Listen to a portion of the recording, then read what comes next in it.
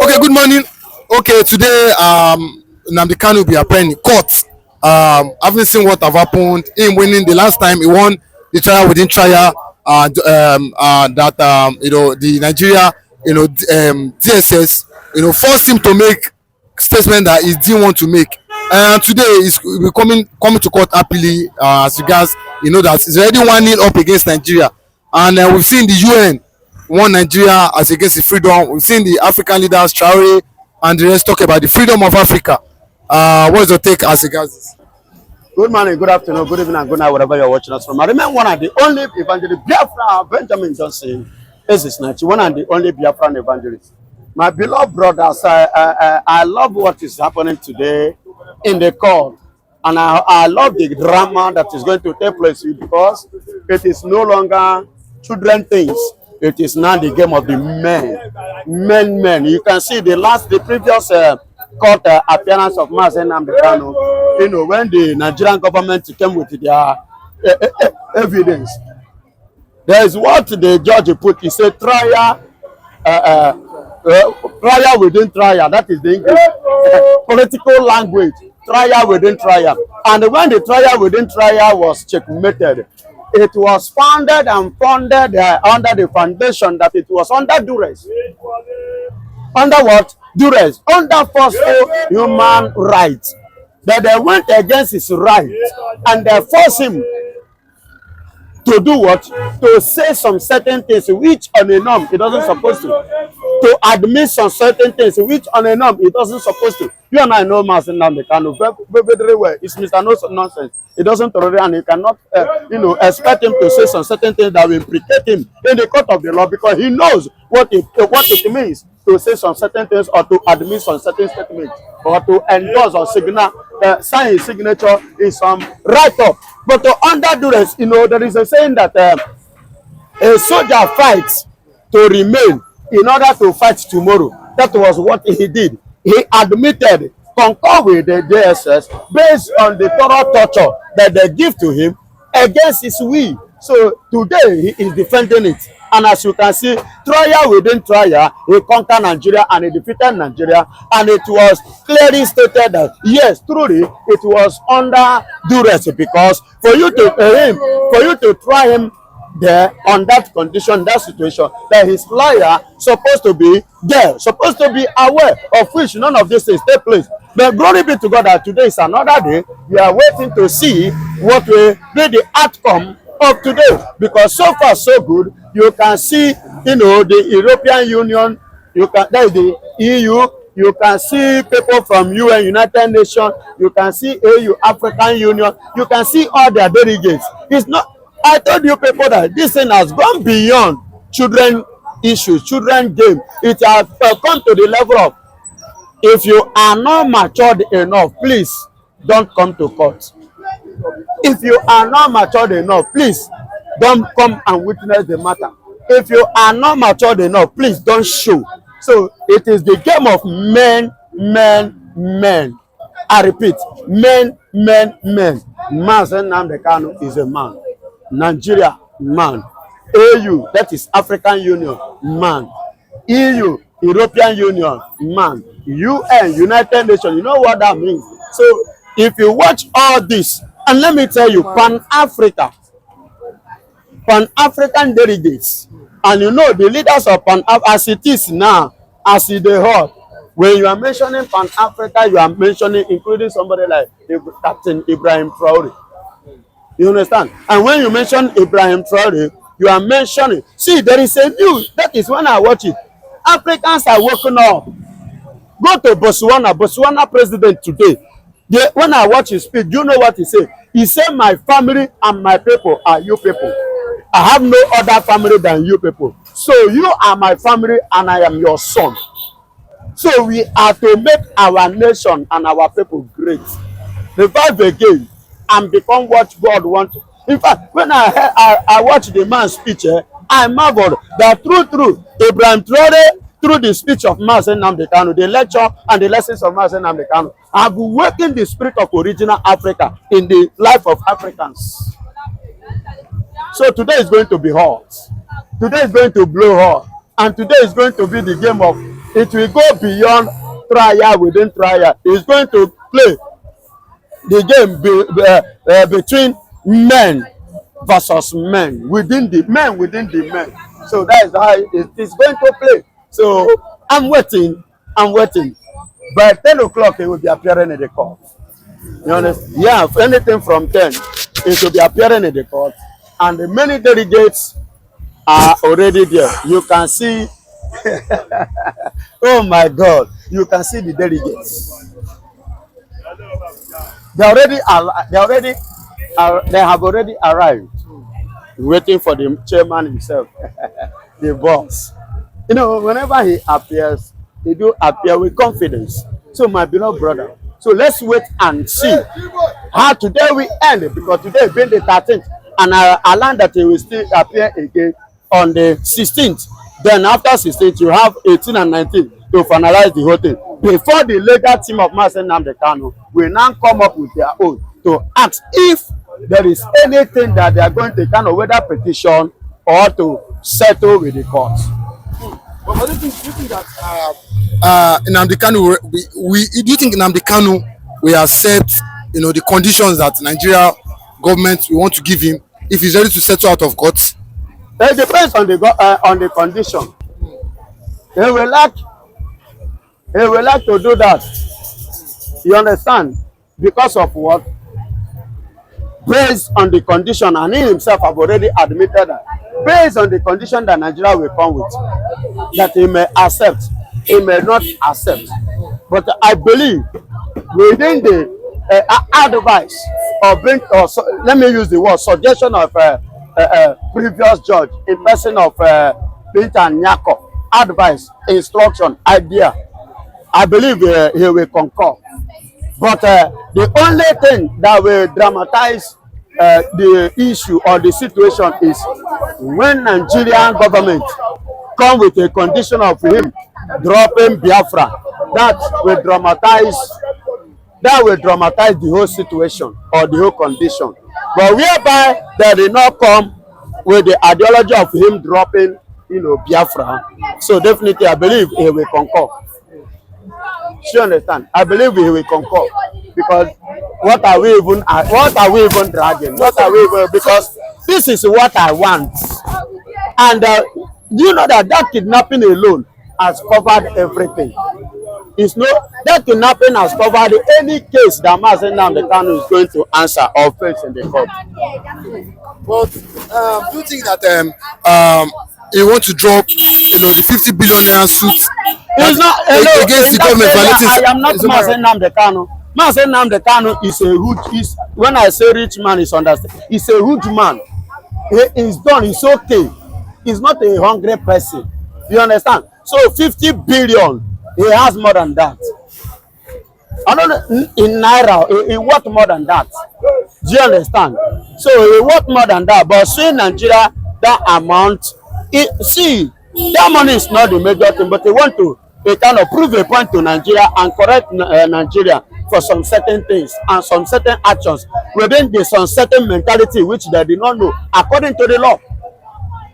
that even you being a government fighting good and fine, there are some extent at which you can operate or you can attack somebody based on the right of humanity, based on his fundamental rights, based on his fundamental rights. That is the issue. That is what they want to correct Nigeria. You understand? So they can reduce the price because it has come here to pay according to France how much you want pay. So they can go into negotiation in that price, that 50 billion. There may be a kind of coming down to reduction 25 to 30 or 35 billion, and Nigeria would like to settle it or take this money and let's end up this case. And the area of kidnapping, please sacrifice that one for us. They can, it's a normal thing. You can forfeit it, but this agitation will continue. You understand? And the agitation go for nine be the cocoa. That Biafra nine be the cocoa, and that is the main point which he must do what? Achieve.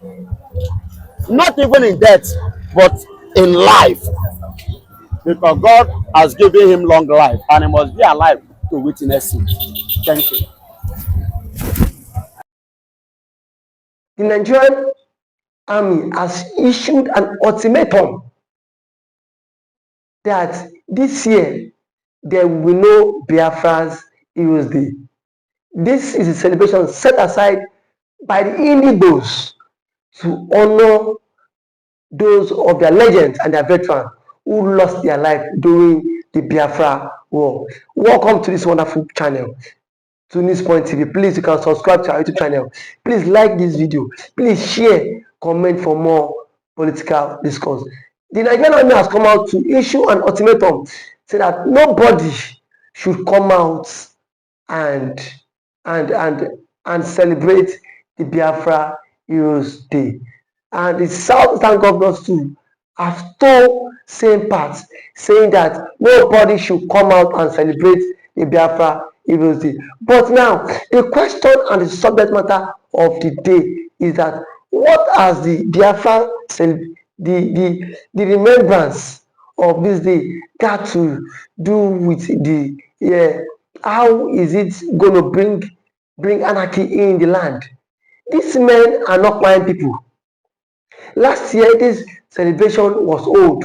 Nobody lost their life.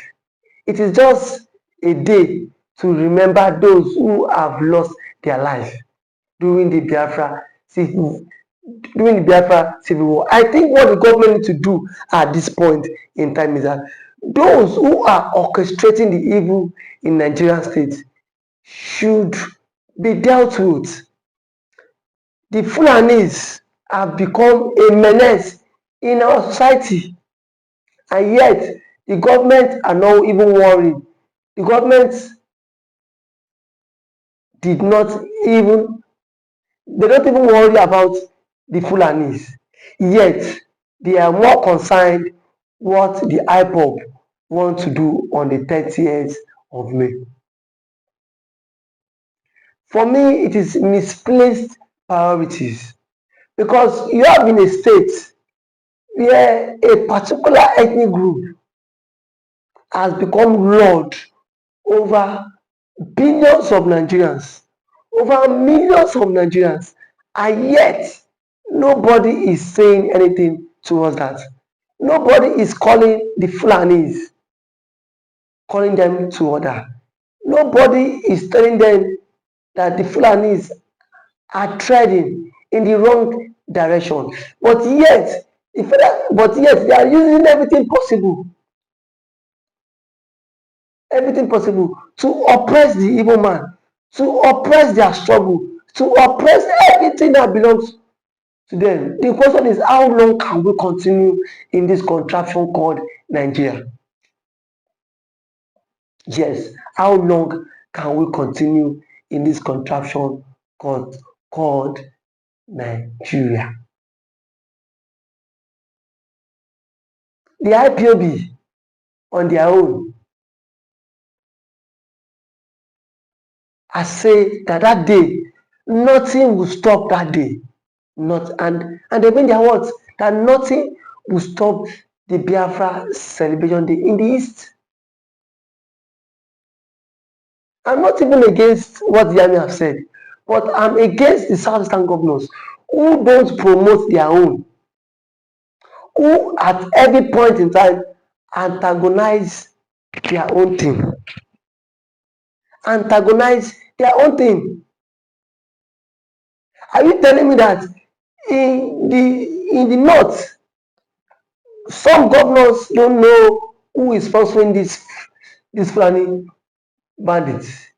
Majority of them know that Fulani is being sponsored by some certain group of people, and yet these people keep mute. But it is only in the southeast that the southern governors would always come out to sell their own. The southeastern governors sold Mazi Kanu. The southeastern eastern governors sold Simon Ekpa. They keep selling anyone who is driving the Biafra ideology. They keep coming out to go against anyone pushing that narrative, anyone pushing that ideology. But the question is that how long can we continue to remain in this contraction called Nigeria? The same Nigeria that has deprived the Igbo man of presidency, the same Nigeria that has deprived the Igbo man of juicy offers in Nigeria, as it stands today now, the Senate president, the Igbo man is not there. The speaker, the Igbo man is not there. And you are saying the Igbo man is not heavily marginalized. If the Igbo man is heavily marginalized, then what will happen? Then what will happen? The Southeastern governors have made themselves tools in the hands of their paymasters. And that is why they do everything possible just to oppose the Biafra ideology and the Biafra declaration. And I can say it with every authentication that it will not go well. Every day for the thief, one day for the owner. It will not go well. It will not go well with them. Because as it stands, we know Nigeria is not a state that preach through federalism, that preaches for democracy.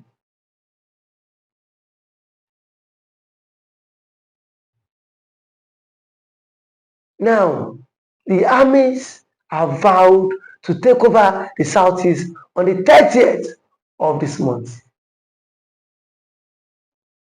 And yet, no governor has come out to tell the people that allow these people, let them do their thing. Let them do their thing. If the governors in the southeast can shorten his people, I am certain, I am sure, I am very sure that the army would not threaten those who want to come out to celebrate on the 30th, to celebrate the Biafra Heroes Day, just because the governors themselves are also part of the problem. The governors themselves are in support of the Nigerian government. They are also in support of the Nigerian state, knowing fully well that after you serve the Nigerian government, you will come back to your homeland.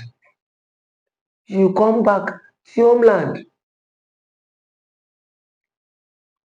And if you come back to your homeland, how will the people rate you? How will the people rate you?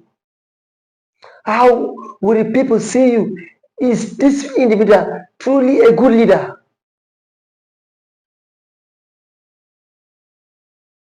Will they see you as people who is actually fighting for freedom? Will they see you as someone who is also fighting for for the freedom of the Biafra? Will they see you as the enemy of the struggle?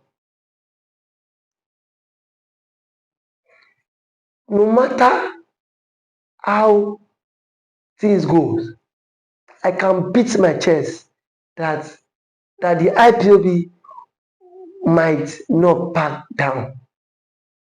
They will not back down because that day has been set aside to honor those who were pied, those who lost their life in doing the Biafra struggle.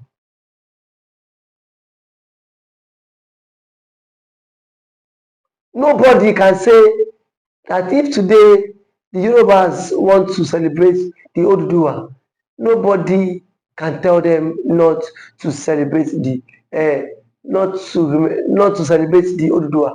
But why are you telling the Igbos not to celebrate the heroes, their leaders? The question is, for how long can we continue like this?